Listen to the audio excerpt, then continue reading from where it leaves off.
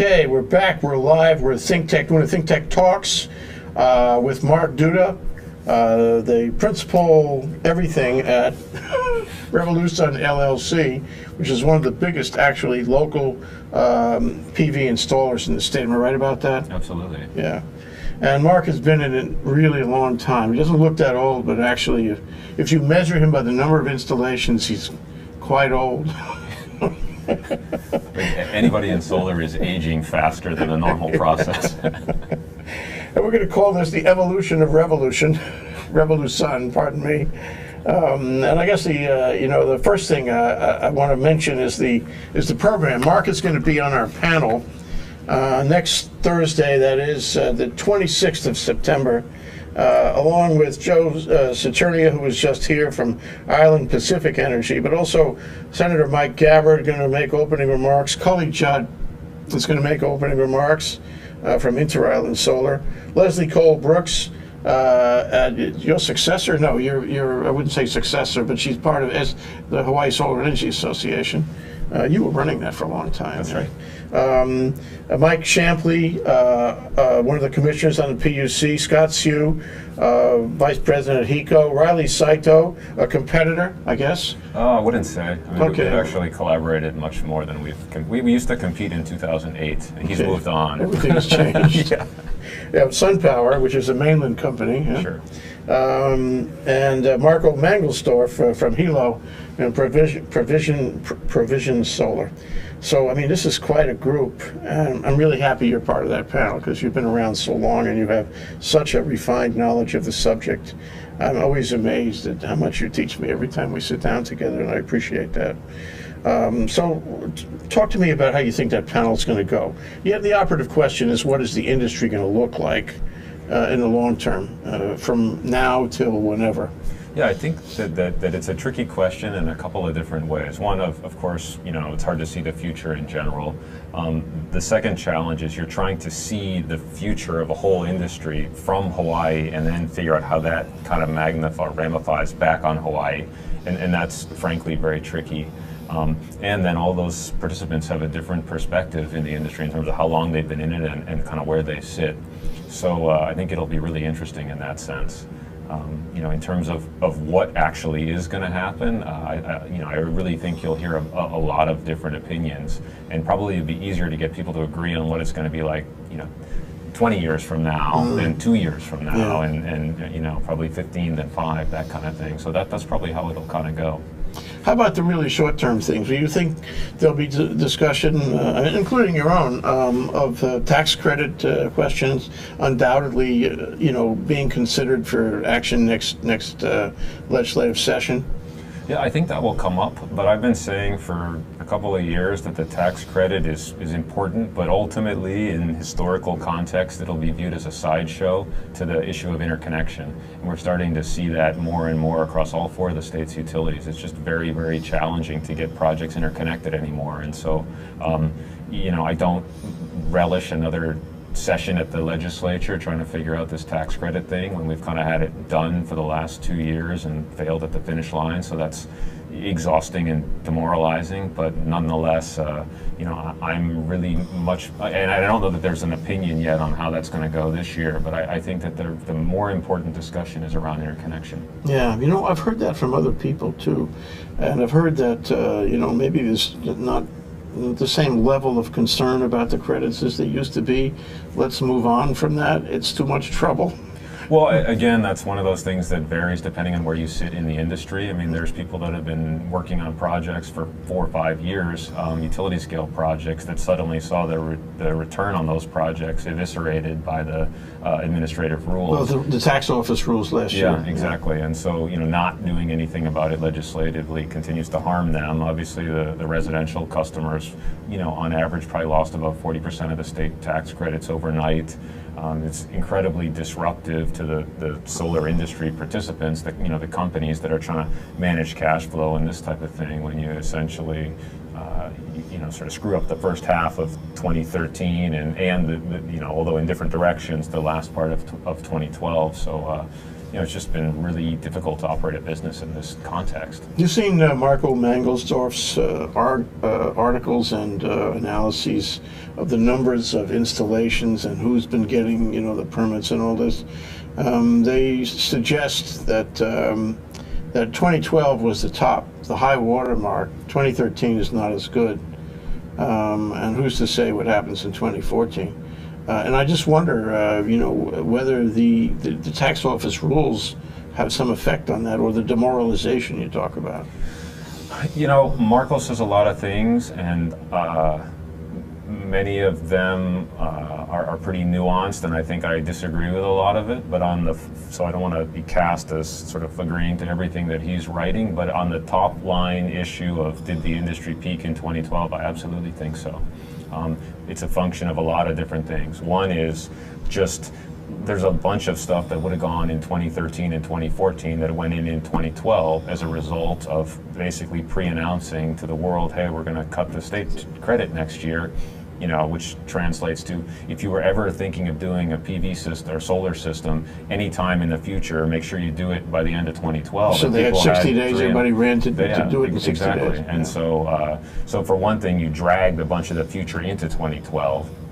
2012 was also the last year that you had smooth sailing on interconnection for HECO, which is still where the majority of the state's utility customers are. And HELCO was in better shape interconnection-wise, and KUC was in 2012 as well. NECO was sort of already at the point where it had become challenging, not impossible, but there were delays there. But I mean, we're literally seeing places on the HELCO system where I don't want to say you can't interconnect, but where the proposition back to a homeowner looks like, well, if you pay us $10,000, we're going to do this study, but don't get your hopes up even then, because you may have to spend a bunch more money or might not be able to say yes. And so it's the type of letter that is discouraging to a homeowner who's considering doing PV. That's not every circuit, but it's more common. So, that's the direction that we're moving in. And so the question is, what follows that? And that's really going to determine what that path looks like over the next 2, 5, 10, 15 years. But maybe not 15, because at a certain point we'll just be buying batteries and taking people off grid. And so really this is ultimately a question about what happens between now and then, and who will survive and that kind of thing. But very interesting you talk about batteries, because batteries, and Joe Saturni was in here talking about his EM Power product, which is a sort of smaller, lighter, maybe cheaper battery installation that could handle any kind of clean energy, and keep it going overnight when the power is not firm and so forth. And from the interconnect issue that you raised, I mean, I'm sure that will be raised at the program next week. It's a lot of that is about the need to stay connected, right? And if you have a battery that works, maybe this changes the formula somehow. Well, it absolutely does. I gave a talk at the Kauai Economic Development Board meeting, which was called something like After Oil or Beyond Oil, and from an electric power perspective. And my fundamental point was that the alternative to grid-tied PV is not the utility, it's off-grid PV. And every year, every cost reduction, every technological improvement, we get closer and closer to the world in which to that world. And so, rather than sort of trying to make it more difficult to connect to the grid or to raise the cost of being a grid-tied PV customer, I think utilities should be looking at ways to keep these people on rather than driving them off, because it's not a one-off event. Like once the cost of batteries hits this price point, it's all over. It's a continuum. And so, depending on what your utility rates are and what the cost of what the return is for being a net metered or grid-tied utility customer, whether you're charged extra, all this type of stuff, it just goes into a return calculation, and people are situated at various points along that return continuum, and they're just going to start between the money and the money and the money and the money over time for people to get off the grid. And the challenge from a public policy perspective is who's left once that process is fully underway. You're going to have, if you think of this island, you have downtown and Waikiki and people that are renting in high-rise environments and condos. You know, Everybody else will be on PV all by themselves. That's right, and outside the regulatory scope, outside the utilities' ability to influence things as well. It's just, you know, like I say, we're heading there, and it may not be batteries; it could be some other sort of firm power or you know time shifting device. But that's the future. It's just a matter of when we get there. Yeah, well, you know, I mean, I want to, you know, the thing about it is that you have been involved, my observation, in the high policy points of PV from the beginning, from the time you first got involved in it. And there haven't been all that many people who are capable of appreciating it the way you have. And it just strikes me that, you know, at first I think everybody saw PV as a luxury for a few people. They saw PV as an almost experimental kind of technology that not everybody, you know, would or should or could take advantage of. That didn't have that much effect on the grid. That didn't have that much effect on the way things worked in the average household. It was an extravagance of sorts. All that's changed now. And now it has a huge public policy effect now and going forward. More than any other renewable, it is going to change the way things work. That's what I think. Yep, I totally agree. It is going to be the thing that changes everything. You know, that period when it was sort of the very well, it was a high-cost product for wealthy early adopters. I think that kind of ended around 2008. 2008 was when we saw the price of oil go up to 140 bucks a barrel or whatever it was. And it just became cost competitive even at the installed cost for PV at that time for middle income people with decent credit and, you know, the ability to borrow already at that point. But it's definitely the case that as the price has come down of PV, you know, it's become more and more of a moderate income phenomenon. And that's sort of one of the ironies is that, you know, now all these efforts to sort of limit people's ability to connect to the grid are being justified on the basis of like equity issues, when really there's an equity issue in keeping the sort of like moderate income people who are getting PV now out when there were wealthier people in the, you know, early days that went in. I mean, I guess like the early adopter phase of any technology, I don't expect that a Tesla will cost, you know, whatever it is, 100 grand, true. you know, 5 years from It's now. got to change for it. The old world, yeah. Yeah, so I mean, exactly. So that's what's happening, and we're now like purely in the middle market stage of this thing, and so we've crossed the valley of death from the early adopters, and it's you know, the demand is there. The demand is almost unlimited. It's too strong, but the demand is tremendous, and we're just talking about the rules under which this stuff is allowed to interconnect to the grid. Well, I think it's two factors which, you know, I'd really like to dwell on. One is the factor of the financing arrangements that are available now. I mean, they were not even conceived back in, say, 2008. You wrote a check, and I mean, a few banks might have been approachable about this, but now they all are. And now the you know, there's all these guys.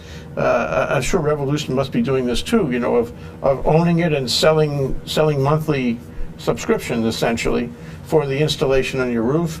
And then I don't know what's going to happen exactly, but the PUC is supposed to breathe life into the on-bill financing thing in January. Well, that's going to, these things have got to have a huge effect on PV, all of them. They definitely do. I mean, you know, who would have a $40,000 car if you had to buy it in cash, right? I mean, some people, but not as many people as would have it if you could get it financed and pay for it monthly, and the same with a house, right? So, you know, PV has sort of benefited from that sort of increasing sophistication and evolution of the financing. The interesting story in Hawaii is actually not the leasing, which I think is what you were describing, where a third party will buy the system and then essentially sell power at less than what the utility charges to them monthly.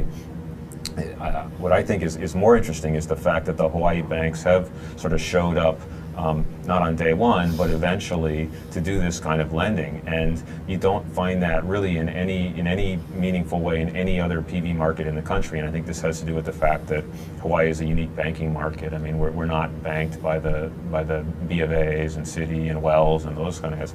So, those entities are developing PV-oriented loan products, and they're going to roll those things out sometime in the next year. And the rest of the country is going to start looking more like Hawaii does in that sense, which I think means a reversal of market share from leasing back to, you know, cash, but it'll be cash from the contractor's perspective that people secure by getting either getting a secured or unsecured PV loan. So that's where absolutely ahead of the curve as far as that goes, and it's because it's just such a mass phenomenon here at PV. You can't have this opportunity to lend and then just turn your back on it if you're a lender here. You know, you offered the thought that those banks are getting into it because Hawaii is a fairly sophisticated real estate market where the banks know very well how to secure their loans against real estate. I'm not sure, maybe you know more about this, but I would imagine that a bank who would loan you money for a PV installation is going to take paper on your house. It's that simple. It's both. They're secured and unsecured. And so you can, I forget the specifics, but roughly those programs are, you can get $35,000 to $50,000 unsecured. You have to have a decent credit score or a solid debt to income ratio, that kind of stuff. Do they own the unit though? Do they have a financing statement against the unit? No.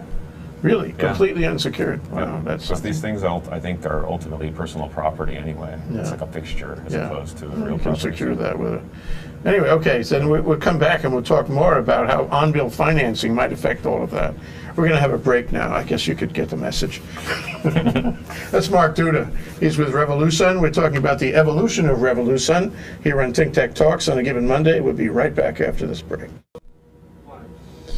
Aloha, this is Jay Fidel. You know, Think Tech and the Hawaii Venture Capital Association put on monthly luncheon panel programs at the Plaza Club here in Pioneer Plaza. Our program this time is on September 26th. It's called Solar in Hawaii. We're going to examine the solar industry and see what's in it for the long haul. We have a great panel, great moderator. We'll be sending out email on this. If you want to be in our email list to receive the details, check out thinktechhawaii.com. In any event, you can sign up for the program at hvca.org. Thanks. See you there. This is Jay Fidel. Mahalo. Okay, we're back. We're live. We're at Think Tech doing Think Tech Talks with Mark Duda of RevoluSun. And we're talking about the evolution of RevoluSun here on Think Tech Talks. And so before the break, the cliffhanger was how is on-bill financing going to affect, the new availability of bank arrangements to secure PV. What do you know about it, and what do you think is going to happen? Well, I think the key promise from a residential PV perspective is the opportunity to get into the sort of portfolio of renters. If you think about what's going on, we have a lot of rented single-family detached housing in Hawaii, and those generally, from a kind of a technical perspective, are good candidates for PV. There's an opportunity for somebody to save money, but it typically isn't the somebody who owns the house. And so, to put it in its simplest terms, a renter's not going to buy a PV system and give it to the landlord, and the landlord typically doesn't want to buy a PV system merely to lower the tenant's electric bill. So you have this kind of economic mismatch. And so, I think the key promise of the on-bill financing is that you can get into that renter portfolio, and the rules are designed so that it'll give comfort to the landlords in that situation. So hopefully that will expand the market somewhat. What's in it for the landlord, though? Does he got a slice of the pie somehow? Well, I think that would be up to the landlord. I mean, you can do any number of things. I mean, just in a simple example, if the rent is $1,000 a month and the utility bill is $100 a month, then currently the tenant is probably paying the utility the $100 and the landlord the $1,000. If the landlord buys a PV system and that bill, and takes over that bill, they could charge the tenant $1,100 or $1,200 or make a spread on it, or whatever, however it is. So I mean, I don't think the goal here is to give landlords an opportunity to surreptitiously charge their tenants more, but there should be some savings generated here, and those could probably be split between the landlord and the tenant. So but I don't think it's going to make every single landlord jump up and buy a PV system for their rental property, but ultimately there'll be some. They have to give it the nod. They have to say okay. I mean, because it's their roof. Exactly. And they don't have to permit anything on their roof, whether the tenant likes it or not. Right. The other thing was that there was a bill passed last year that let the landlord effectively put it on his roof and resell to a condominium, which I thought was a pretty positive bill. I mean, and it brought, as you said, a whole new cohort of customers into the ball game. Yeah, I try to think of the market as a sort of a rectangle or square, like a matrix, right? And so you could have, residential owner occupied. The market works there. Residential renter occupied doesn't work so well. And whether or not these things exist as a function of the what the contractors are willing to do, what the financing is willing to do, and also the sort of regulatory issues and everything else. And so the bill that you're referring to addressed one of those regulatory issues, which was it was unclear whether if you have let's just think of it in a commercial context, it's a little simpler, a shopping center with 4 tenants, build one big PV system and sub-meter all of the tenants and figure out how much power you're selling to all of them. It was possible, or it was ambiguous as to whether or not in that scenario in the past you would be regulated as a public utility because you're selling power to the general public, and or you're not. And that is not something you want hanging around your company. Yeah. So that bill clarified that in that scenario you weren't, and it also prohibited you from selling it at more than the current retail rate and that kind of thing. So it sort of gamed things toward there being some benefit for the tenant. Have any projects actually done it yet? I'm not aware of any. It's still, somewhat of a complicated area, and in a lot of cases, you're talking about places that the landlords have found a way, even under the existing rules, to do something. Like we have some systems on shopping centers that we placed in service maybe a year ago. They're feed-in tariff projects, so that the landlord is just, essentially using the roof for some economic purpose. They're selling power to the utility, and they're renting out the inside to these different tenants. It really has nothing to do with the tenants then. You're just making a profit center of the roof. I love that. That's right. And, I think they would probably rather, all else equal, sell power to the tenants, and they might even be able to get more than the feed-in tariff rate, because there's definitely a spread between the feed-in tariff rate and the retail rate. But, then you've got to convince the tenants to do it, and then you're tied up renegotiating that thing if the tenants switch out. So I think it's just like, okay, assuming you can get that project built and interconnected, then you're just collecting your checks for 20 years and maintaining the system instead of talking to tenants about it. I remember you were involved in a shopping center in Kona, I think it was. We talked about this a long time ago, and I was so impressed at how you managed to install the PV in such a way so that you could handle all of the regulatory issues. Yeah, that would be a system that would be built differently under this new law, because what it really was a series of systems, each of which fed a single tenant meter rather than a larger pooled project. Yeah, so it's better to have a pooled project. I think so. Well, but I wanted to get into that very idea, namely that in the future, going forward, the shopping center, if it disconnected and from the grid and just did its own thing, because shopping centers have big roofs by definition, right? Then everything would work swell, and why be connected? Why would a shopping center that had the battery installation, that had efficient, newer PV cells, why would it want to be connected? Isn't it the future? Aren't we going to find that distributed energy is all around PV, and PV is all around being off the grid? Well, I think so, and the way you phrase that question is the way that I think that utilities need to be asking themselves now. Like why would my customer remain my customer if they had this other option? And so, for the most part, we're not, predominantly in the world where they do have that other option, but it's clearly coming. And so, exactly, what would make you stay connected? And, not to call anybody out, but utilities don't have the best reputation for customer service. They don't have, this kind of thing. So it's not like people are going to stay out of some kind of loyalty. It really boils down to economics, and in my experience. And when the economics change, I think the transition is going to be very, very quick. There's some technology risk there that they're clearly going to worry about. Will these batteries really function? What if the load grows? Can I still manage it? This kind of stuff. But I mean, it's just going to be a very practical set of concerns that drive that decision from the customer's perspective. Because I don't think there's any sort of non-pecuniary factors that are going to keep them tied in there. Taking all of that together. Mm-hmm. And recognizing going forward, it's not as if the PUC was unaware of this issue. It's not as if, the industry was unaware of this issue, or that the utility was unaware of this issue. But you mentioned that the utility should be taking steps to remain in the picture. to remain connected, to continue to provide a service for everybody who might consider the other disconnected option. How do you do that? What advice would you give them? Well, just to be clear, my point is I think that's their business model challenge going forward as sure. these things change.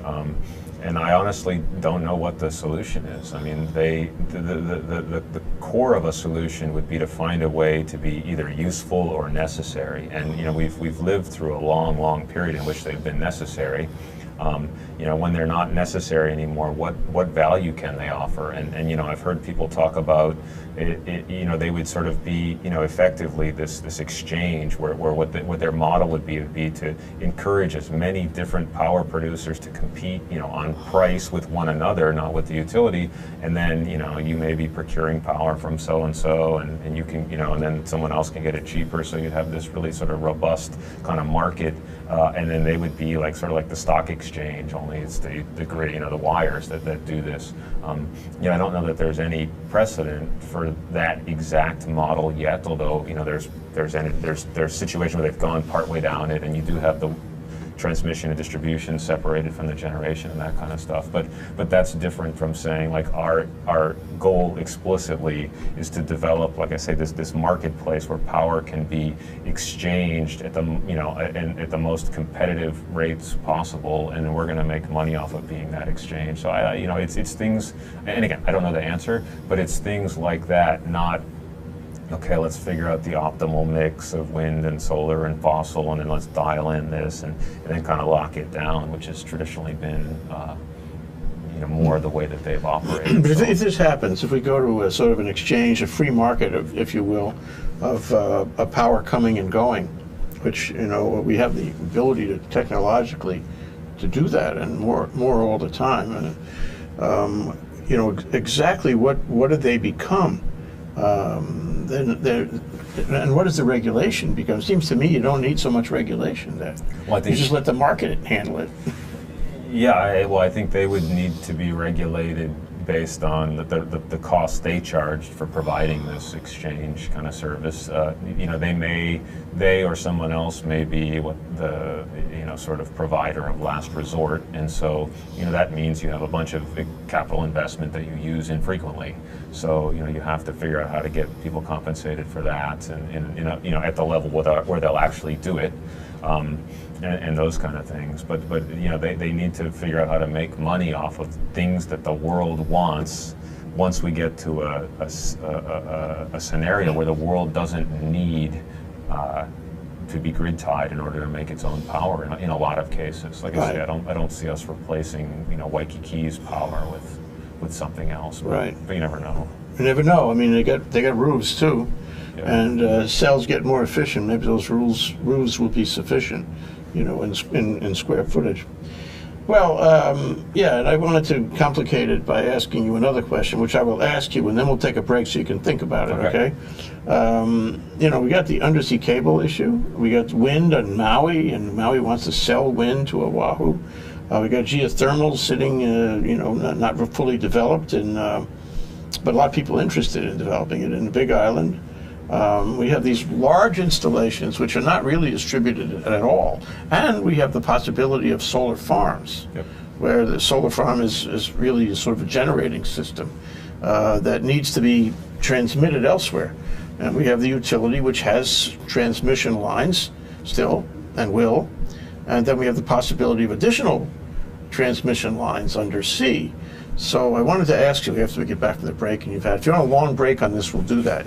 I want to ask you how that feeds into the distributed notion, of the homeowner getting off, and the utility not having him as a customer and all that. So we'll be right back with this very interesting question that I have propounded. You agree it's an interesting question? Of course. Okay. We'll be right back. That's Mark Duda. He can handle it. RevoluSun LLC, Think Tech Talks, here about the evolution of RevoluSun. We'll be right back.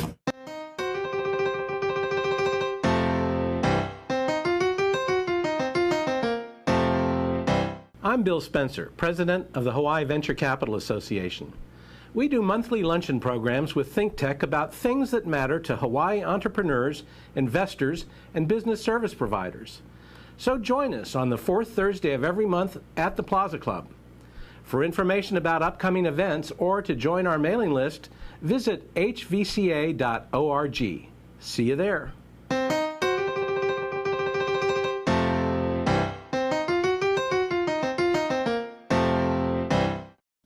Okay, we're back. We're live. We're Think Tech. We are so delighted to have Mark Duda here from RevoluSun LLC in a Think Tech talk about the evolution of RevoluSun.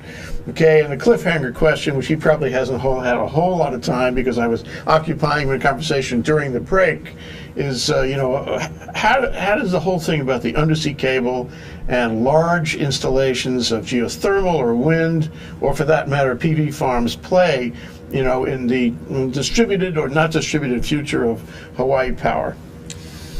Okay. I think the way to think about this is that the regulatory environment has a pretty surprising ability to influence the relative cost of power from these different technologies, and to the extent that that's actually been the primary driving force of what got built and interconnected and used to generate power in the state in the past. But we're coming to a period when that isn't the case, as we've been talking about, with the ability of people to go fully off-grid and that type of thing. And so, in that environment, then what's going to happen is that those costs will play a much stronger role in driving what actually gets built and used to generate power in the state. And so, just to fully make something up, if suddenly you could do enough geothermal power for the entire state at 3 cents a kilowatt hour, then I think you wouldn't see a lot of grid-tied or off-grid PV, because it would have such a tremendous impact on the overall cost of power that it would make the thing that's probably the most cost competitive right now not ultimately cost competitive. And so all of those changes or all of those sort of prices are going to get associated with these different technologies at different scales. And then, when you have the option sitting out there of not being grid tied, then we're really going to have a period where these things get focused in on and clarified in a ways that those price signals have been attenuated by the regulatory process and all these other goals besides simply cost that we've been optimizing over for the last however long. So, when you talk about a technology that requires capital investment at this level, including the cost of transmitting it to market, then that's how it's going to get looked at, and just as distributed PV and other distributed technologies will get looked at. So I think that is going to be the primary change, and the thing that drives that answer to the question that you asked is getting away from these kind of cloudy price signals to less cloudy price signals. I mean, notably less cloudy, although not pure or imperfect. But I'll give you a thought, Sure. And tell me where it fits. If you go by price alone, then you'll do LNG. I mean, if strictly speaking, you go by price alone, you could nuclear.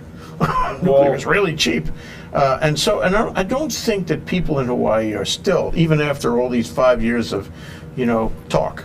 I don't think they're all that sophisticated about the notion that if you build a new system, if you have a transformation to clean energy, you've got to put new equipment in. Somebody has to pay for that.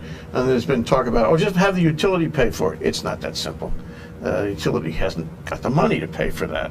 We have to pay for it. We have to find a way. And so to say, well, we're not going to pay for new stuff, and we're only going to go for cost, seems to be, in my view, a little on the short-sighted thing, short-sighted basis. Because a few years down the road, we need a working system that deals with things that are more important than interim cost. Don't you agree?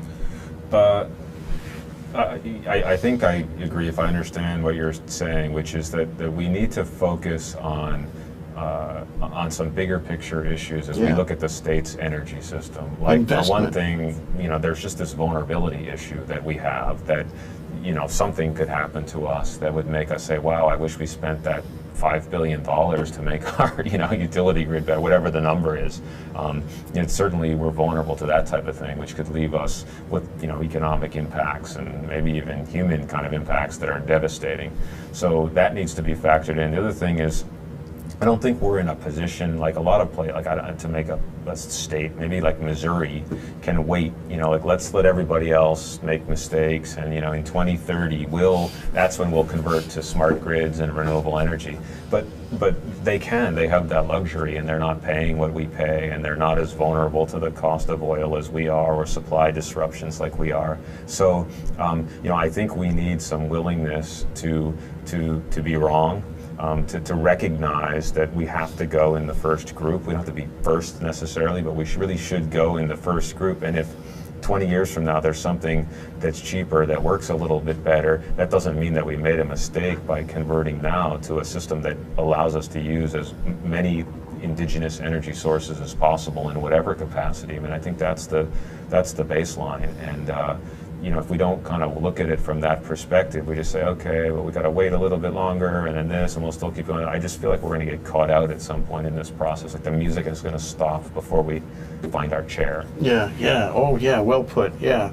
So this is troublesome, because we could make big mistakes here, one way or the other, and we could wind up with a system that is behind the curve, and we could lose the benefit of these enormous resources we know we have. Yep. So it comes down to we're talking during the break about how we've had all this talk, but not a whole lot of pointed action.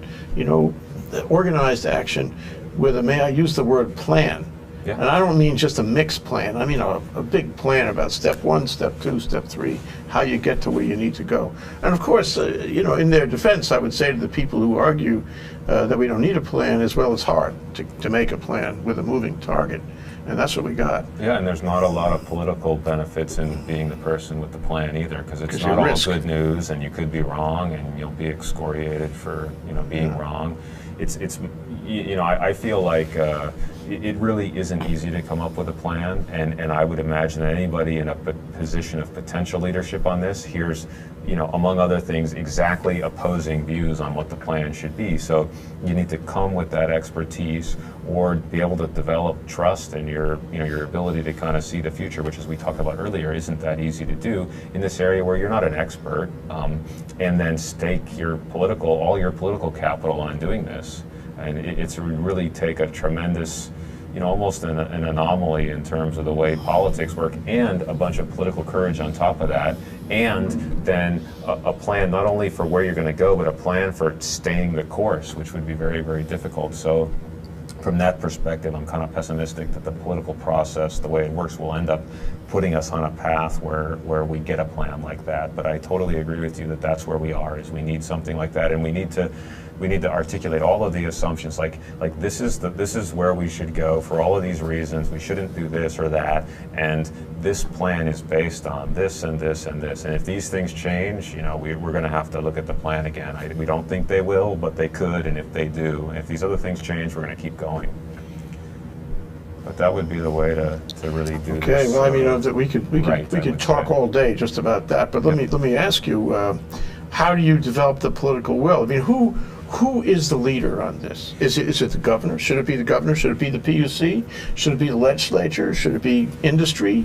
I don't know. Should it be trade groups? Who should it be? Well, I think so far all of the above haven't succeeded. Right. So I honestly don't know. I mean, I feel like the movement for cost-effective power is the drive among the citizens of the state for cost-effective power does have the potential for a social movement, because you're hitting a lot of the key aspects of that. It's a cost of living issue. It's non-partisan. I mean, we sell as many systems to people on the right as on the left, and it's not a Democrat or Republican, any of this kind of stuff. So, and there's something in it for labor, and there's something in it for capital in terms of the finance community. It really cuts across all of those things. So there's no inherent downside, but I don't feel like this has been sort of appropriately cultivated and masked to apply political pressure on the elected officials and appointed officials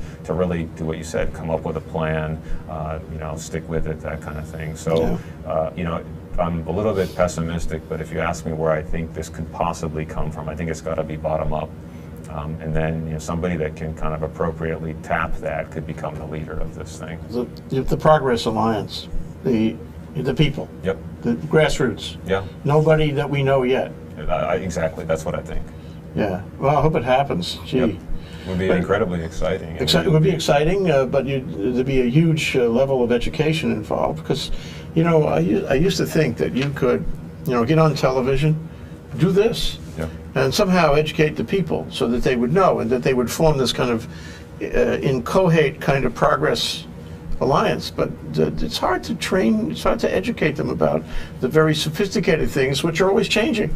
Well, the other thing is, I think for the average person, when they say, "Why is my power so expensive?" and then they hear people start talking, well, it's the this and the avoided cost and cost for contribution, the lost contribution to fixed cost, and all this type of stuff.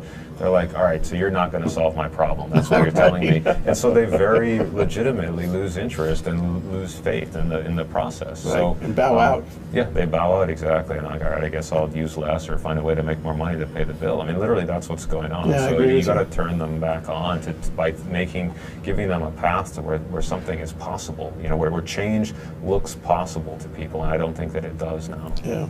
But with all of that, we're going to take a short break, and when we come back, I'd like to ask you about LNG and where LNG fits, because it could be a simple solution, could be a cheap solution, but is it consistent with the general direction of where this state is going?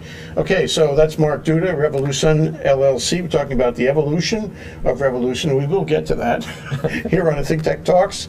I'm Jay Fidel. We'll be right back after this very, very short break. We want to thank our underwriters. Hawaiian Electric Company and its affiliates Maui Electric on Maui and Hawaii Electric Light Company on Hawaii Island are deeply committed to the communities they serve. Galen Ho is a senior executive of BAE Systems, a global defense, security, and aerospace company. The High Tech Development Corporation, the state's leading technology agency, attached to the Department of Business, Economic Development, and Tourism. Castle and Cook Hawaii, with a time-honored legacy that spans more than 160 years and revolves around its mission of investing in Hawaii, creating communities, and providing for the needs of our state. Hawaii Gas, formerly the Gas Company, a proponent of the Liquefied Natural Gas Initiative, helping Hawaii achieve its transition to clean energy and a better energy future. Collateral Analytics, a Hawaii-based tech company empowering the real estate industry with greater and faster access to the tools and data they need to make better informed property investment decisions. I'm Nicole Horry. Thanks so much for joining us on Think Tech. I'm Maria Kashem. See you next time. We're back, we're live. We're here with Mark Duda of RevoluSun LLC, talking about the evolution of revolution on Think Tech Talks. So, Mark, what do you think about LNG? Is there really a chance, and how do you think that's going to play out? Well, I don't think of myself as an expert on LNG, so when I consider it, I kind of try to line it up and ask the same questions of it that I do of other technologies. As we were talking before, I think all else equal, anything that you have to bring in is worse. I mean, obviously all else isn't equal, but that's sort of a mark against it, right? We need to continue to get it here. We need to have a facility that can accommodate it here if we're going to be tremendously reliant on it. And I think that's an issue with biodiesel that comes from Indonesia as well as with oil or with LNG. So I think that's a concern. We pay more for LNG here than we do other places. I don't know how much that's supposed to change once we, potentially have it here. But I think the biggest reason not to do it would be because it's a little bit like the methadone kind of analogy, right? I mean, we're not on That's very heroin good. anymore, but That's very good. that doesn't mean that we don't have a problem. And it would be different if we didn't have other energy sources. I feel like the push to LNG just puts us in the position of avoiding trying to do the hard work of trying to figure out how we can really run the state off of all of the renewable energy that we're just drowning in here. It's stunning how much renewable energy there is here. And if we made a commitment to say, we're going to tap all of this and start using it, and everything else has to conform to that, from the the customers who may have to suffer with potentially for a period a little bit less reliable power supply, to the utility with reduced returns, to everything else in between. If we did that, we would actually make it there. And so to me, this LNG thing feels like a detour from where we actually ultimately need to go.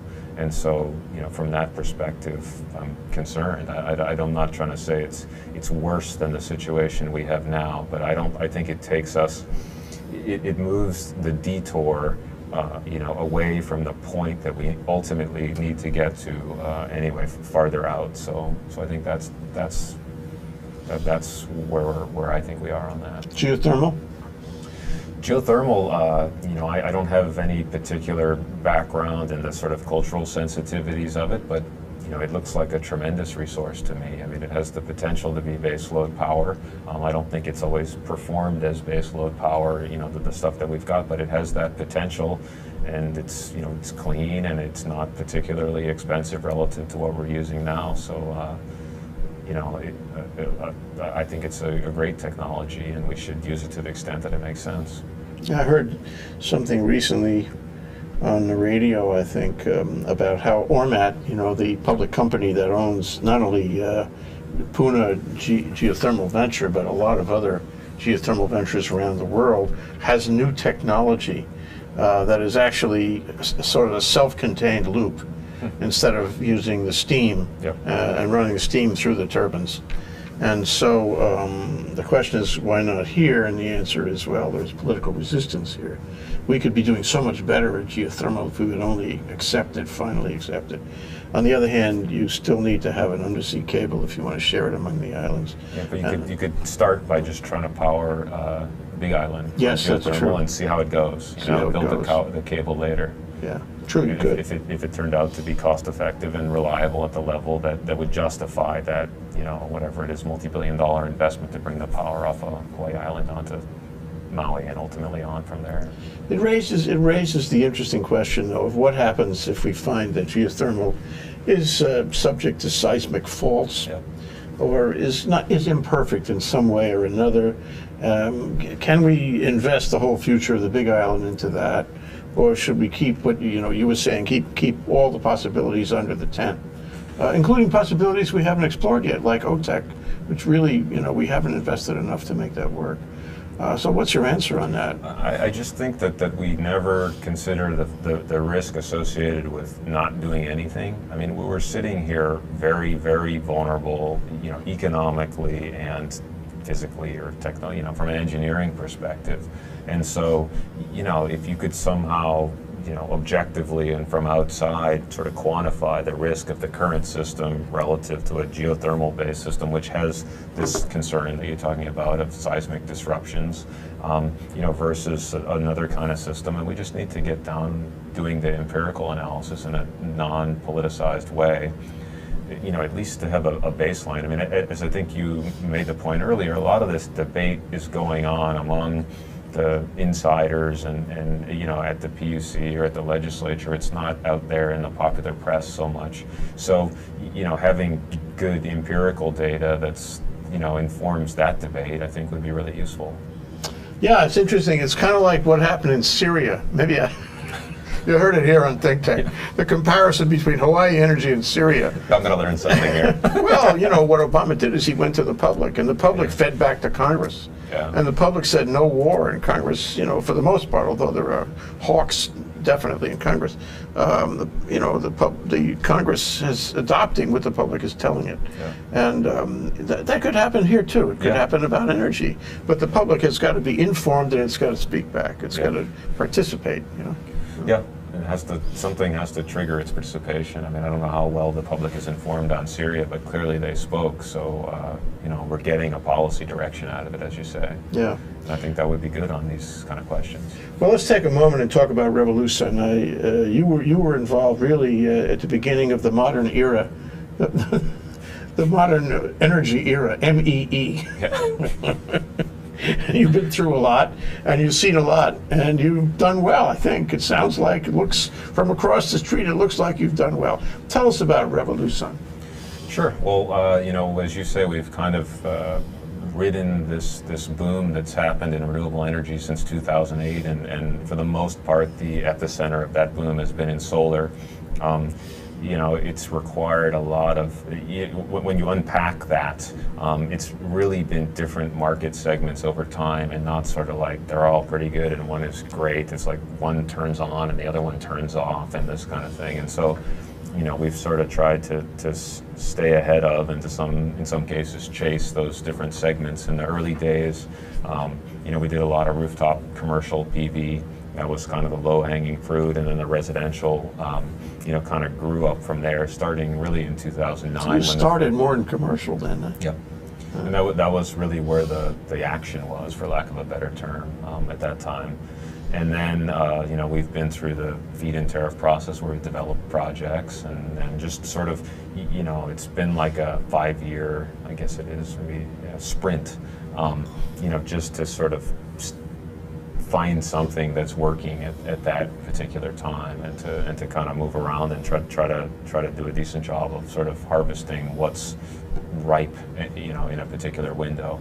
And you know, we haven't always been perfectly successful at that, but we've managed to stay ahead enough that we've kind of built a stable company, and you know, built a company that builds PV systems that are going to last for their, you know, entire prescribed lifetime, which is, you know, not the case. We don't know everything. yet, do we? We don't, but the goal is to build in a way that these things are going to last. And when you get into a boom kind of mentality, I think that's differentiated us from some of our other competitors, where they're just throwing stuff up and moving on to the next job. So, you know, I sort of, in some ways, look forward to the days when our stuff is, you know, the phone's not ringing like the Maytag repairman, and the, you know, and I think a lot of other guys aren't going to make it as a result of the burden of going back and doing, you know, fixing work that's. There'll be some consolidations, don't you think? And you'll be in an interesting position because you are big. I mean, and I love your office high atop Kapiolani Boulevard with all that creativity in all directions. It's a perfectly creative place, which means, you know, if you're in a new business, a startup business, in a new era, a new industry, you want to be in creativity. You want to figure out things that nobody else can figure out. But it seems to me that when a consolidation happens, and I think I agree with you that it will happen, you'll be in a position of acquiring companies that maybe, you know, can't stand the consolidation. Yeah, I you know, I've actually sort of been asked that question over time. Are you looking to buy, or, you know, different parts? And for the most part, you know, I don't think that there's a lot of expertise to acquire that's not duplicative with stuff that we've already got. So, I mean, we'll be looking for market share, but I don't know that we want to buy anybody else. And the other thing is, when you know, in a construction context, you're inheriting responsibility for all of the permitting and warranty issues and stuff like that. And so, without having a real good read on what was done and, you know, in what way over time, it sort of makes you, you know, there may be less there than meets the eye in a lot of cases, I guess, is the perspective of a, you know, an insider kind of looking at that type of acquisition. Yeah, it's interesting because it's a company that did the installation, sold it, got out, maybe has a warranty obligation, but little more than that, an obligation, not an income, an obligation. Yeah. What is that worth exactly? They don't have necessarily any IP. Their customer list is spent already. They've done the work. Yep. Exactly what's the value there? Maybe the value of their staff, but you can develop your own staff. Right. So you're right. It doesn't really make sense in most cases, I think. Reputation, maybe, but Yeah, I think that's. if they were to get a good reputation, they wouldn't need to be acquired. Well, it'll be interesting to see what happens. But I think we agree that from 300 companies now, it's not going to be 300 companies later. It definitely won't.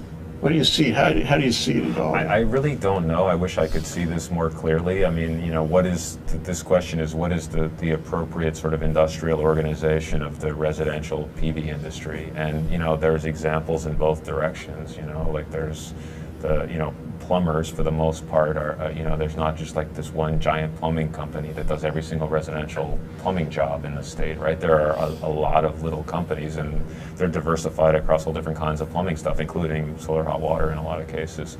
So, you know, ultimately that may be the model, and the solar specialty contractor may sort of fade out I think that's probably a near-term danger for the medium-sized entities. I think the larger ones are probably going to ride through based on market share and know-how and that kind of thing. But it seems to me there's never going to be anything to stop an electrician who's typically doing residential electrical work, firing up an addition or something else like that. Say, hey, well, I also do PV. Oh, really? Okay. Sure, let's do business. Yeah. There's almost no additional overhead associated with being in the PV industry for companies like that. So I don't see how they get pushed out of the market. I mean, if anything, it's going to get simpler. Sure. You go down to Costco, yeah, buy your stuff, call somebody to install it, all finished. Right. I mean, now you need licensed workers, and you need permits, and all this stuff that's designed to make sure that the workers and the homeowner are protected. But that stuff will get simplified over time as well. And so, like I say, I don't think the need for the specialty is going to continue as strongly. What about farms? Commercial farm, big farms that yield a lot of electricity. I think those are pretty cost effective relative to other options. I mean, we suffer here from really expensive real estate. I mean, when people come out here looking for land, they're used to the western U.S. paying like $200 per acre per year, and they get out here and they hear like $8,000-$10,000. They're like, how is this even possible? I mean, literally, like you can see them not believing you. And so I think that's going to be a constraint, but still the PV itself is really quite inexpensive to develop at that scale. And so, where you find all of the cost coming from is the risk in the interconnection process, the risk from curtailment, the regulatory timelines, just, all of this stuff that can be shortened to, every place where you see a month, you could see a day or two. Every place where you see a bunch of risk, you could eliminate almost all of it, from a regulatory perspective. And if we can do that, you'll really see some inexpensive PV. So I think there'll continue to be a lot of PV in the state at the farm level. But what's very interesting with the residential installation and a battery setup, you can go off the grid. So you don't care what the utility does in that case. With a farm, you're not off the grid. You built it so you could be on the grid. That's right. So whatever the bureaucratic snafus are, you've got them all. Yeah, no, the division, the way to think about the division is the distributed generation, the behind the meter versus outside the meter. And so if you're sort of wholesaling power to the utility, you're definitely in a very different bucket than you are if you're offsetting your own load. Last question. Okay. Warranties, maintenance agreements. It's a whole profit center that hasn't been explored. Do you see it coming up? Do you see it coming down the pike? I hear a lot of talk about that. I think that people will look back on the sort of portfolio of work that was done in the last part of 2012 and the first part of 2013 as like the worst work ever in some ways, because it was done, in a lot of cases, because the January 1st deadline from the tax department was coming up. And so, people were calling anybody, and a lot of contractors said sure, and then just subcontracted it. Literally, people hadn't done it before. And so I just can't believe that stuff was installed well. So I think it's going to fail at a rate that keeps somebody really healthy.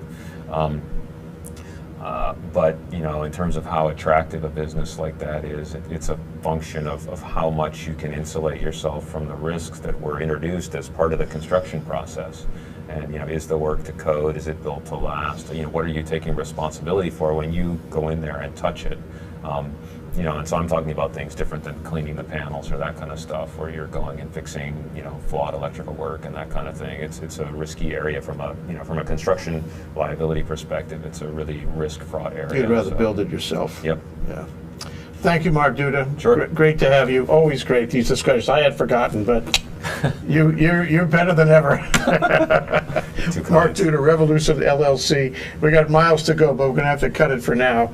This is a Think Tech Talk. We're talking about the evolution of RevoluSun. We'll do it again. All right. Thank you, Mark. Thanks, Jay. Aloha.